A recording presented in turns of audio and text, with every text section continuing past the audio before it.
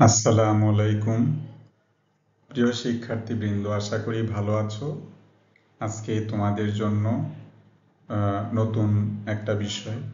তোমরা অনেকেই জানতে চেয়েছো যে ব্রেক ইভেন পয়েন্ট সম্পর্কে আমরা তেমন বুঝতে পারিনি, যার কারণে বিগত দিনে আমি এই সম্পর্কে একটা লেকচার ডেলিভারি দিয়েছিলাম যে ইন্টারমিডিয়েটে যারা আছো তাদের ফিনান্সে এবং বিবিএ অনার্সে থার্ড ইয়ারের জন্য সেটা হলো ম্যানেজমেন্ট অ্যাকাউন্টিং এর ক্ষেত্রে। তো এখানে আমার চ্যানেল থেকে তোমাদের সবাইকে স্বাগতম। সেই সুবাদে আমি নিম্নোক্ত স্লাইডে বিষয়টি আলোকপাত করেছি, তোমরা একটু খেয়াল করো। তো এখানে দেখো যে যারা বিবিএ অনার্স থার্ড ইয়ার তাদের হচ্ছে ম্যানেজমেন্ট অ্যাকাউন্টিং এর ক্ষেত্রে এটা আছে।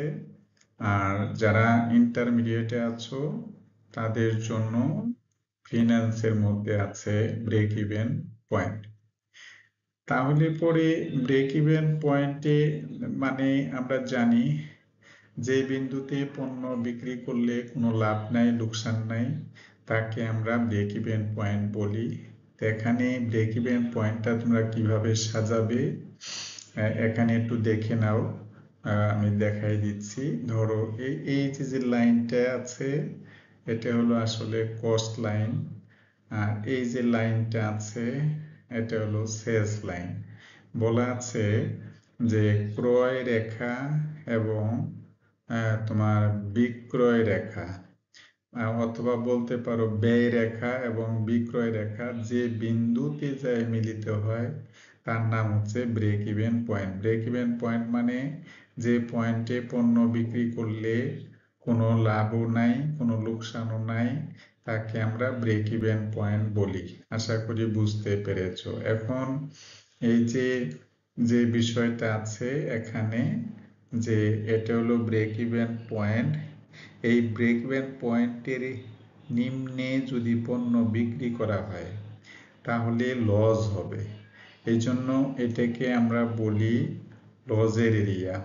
আর যখন এই ব্রেক ইভেন পয়েন্টের পরে পণ্য বিক্রি করা হবে তখন লস হওয়ার কোনো সম্ভাবনা নাই, লাভ হবে। এই জন্য এই লাভটাকে আমরা বলি প্রফিট এরিয়া।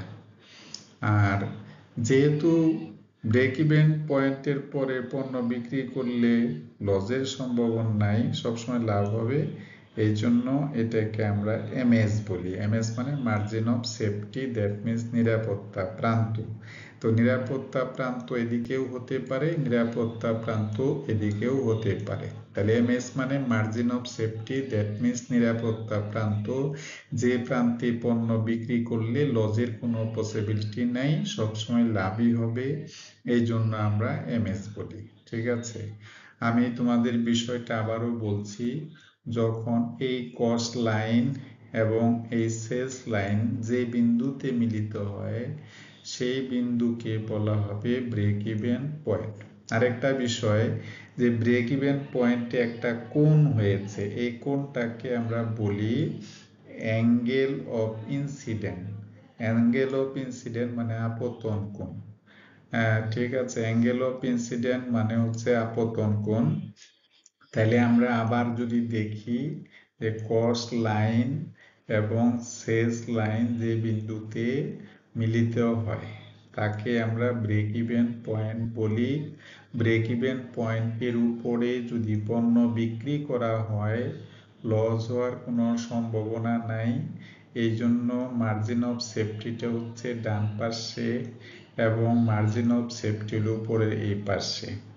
ঠিক আছে, আর ব্রেক ইভেন পয়েন্টের আগে যদি মানে নিম্নে যদি পণ্য বিক্রি করা হয় শুধু লস হবে, এই জন্য এই এরিয়াটাকে আমরা লস এরিয়া বলবো। আর যদি ব্রেক ইভেন পয়েন্টের পরে বিক্রি করা হয় তাহলে প্রফিট হবে, এই জন্য প্রফিট এরিয়া বলবো। আশা করি বুঝতে পেরেছো।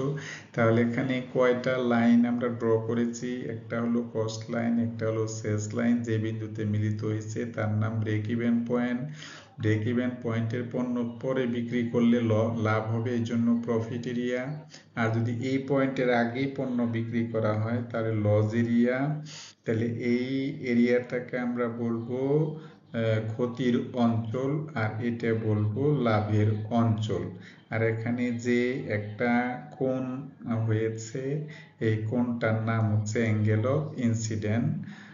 আশা করি তোমরা বুঝতে পেরেছো। এরপরেও যদি কোনো প্রবলেম হয় আমাকে বলবে, আমি পরবর্তীতে বিষয়টা বুঝিয়ে দেওয়ার চেষ্টা করব। সে পর্যন্ত যে যেখানে থাকো ভালো থাকো, সুস্থ থাকো এবং নিরাপদে থাকো। সুতরাং দেখার জন্য অসংখ্য ধন্যবাদ। আসসালামু আলাইকুম ওয়া রাহমাতুল্লাহ ওয়া বারাকাতুহু।